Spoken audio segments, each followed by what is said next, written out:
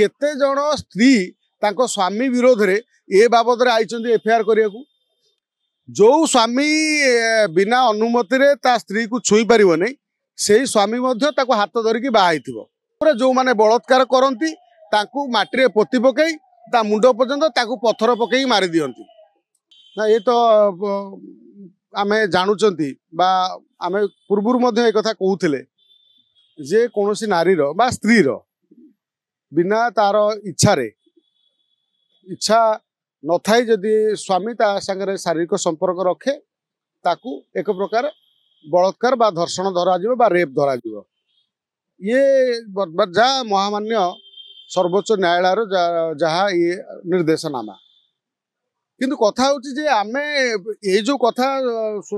Supreme court माननीय supreme court ये कथा सुनेले ए कथा को आमे यदि जीवा ताले जो धर्षण आउ बलात्कार कथा को नहीं कि कथाटा शुणई वास्तव केते जन आज पर्यंत आम राज्य हो सारा भारत वर्ष कथा मु कहबिनी आम राज्य कथा मु कहूँ आम राज्य रे केते जन स्त्री तांको स्वामी विरोध रे ए बाबद रे आइचंदी एफआईआर करिया को जदि अच्छंती कोठी कोठी केस हेची ताले से लोकलोचन को आसीबा दरकार मो ज्ञात रे बा मो जनात रे आज पर्यंत मु एभली केस कोठी देखि नै जोठी तांकर जने स्त्री ता स्वामी के आसी कहूँ मते स्वामी मोर बलात्कार करछि बोली बा थाना रे कोठी केसटा को डायरे हबो थाना रे हबो काई से भली कथा सामना को आसीनी जो स्वामी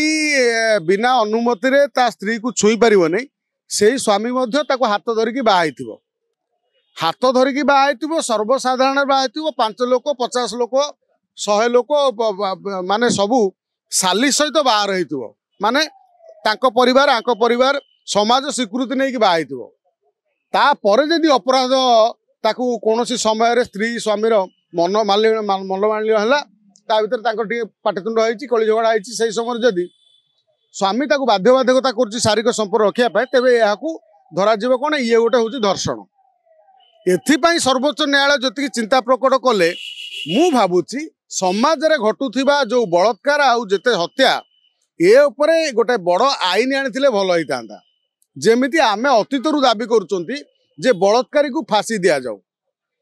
साउदी अरब रे जो माने बलात्कार करंती ताकू माटी रे पोती पकई ता मुंड पर्यंत ताकू पत्थर पकई मारी दियंती आम एठी आज पर्यंत कोनोसी बलात्कारी बा जो माने धर्षण करिके महिला मान को हत्या करचंती केते जण से भली महापुरुषों को फांसी दिया हिच मते आगे कहले ये केवल लोक मान को भ्रमित करने छड़ा आउ किछि नुह आमे सर्वोच्च न्यायालय कथा को आमे मानुचु तांको कथा को आमे स्वीकार करूचु मथानती तांको कथा को आमे ग्रहण करूचु कोनोसी पुरुष ये केबे कोनोसी महिलार असुस्थ थिबा बेले कली झगड़ा हला बेले तांका स्वामी स्त्री कली झगड़ा समय रे बा मनमालिन्य समय रे कोनोसी पुरुष केबे ता स्त्री की जाई जबरदस्त बलात्कार करना जीए करूथुबो से निहाती गोटे हिस्ट्रीटे हेतिबो नचेत सी गोटे एक बार बदमाश गोटे कुचित मानसिकता थिबो जने भल भल साधारण मनुष्यटी केबे चेष्टा करिबो मो स्त्री असुस्थ थिला बेले मु ताकू जाई जबरदस्तिया बलात्कार बा शारीरिक संपर्क रखिबी कि कली झगड़ा हले बेले मु जाई ता साने शारीरिक जबर तमे तो एपट कली झगड़ा कल शारीरिक संपर्क मु केमिति रखिबी तेणु ये कथा संभव नुह ये कथा को जदि जो भली जदि ए भली काम के करूथुबो ताकू कापुरुष को आजिबो से पुरुष नुह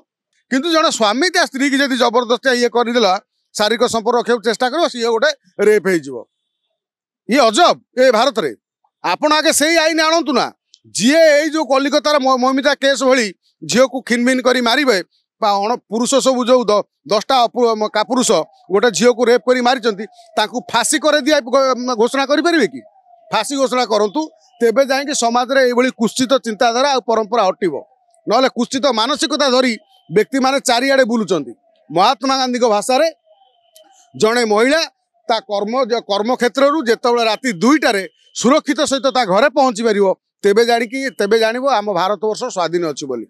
तो तादी से महिला मानटी आज राति 2टारे जाउची भरतपुर थाना को ताकू सेठी शारीरिक टर्चर करा जाउची तेबे आमे केते स्वाधीन आमे आम निजकू प्रश्न पचारिबा दरकार तेणु स्वाधीन भारत रे आमे अछंती ना पराधीन भारत रे आमे अछंती जदि आपंक आम भिडी भल लगा तेब आम चैनल को लाइक शेयर और सब्सक्राइब करने को जमा भी भूलु नहीं।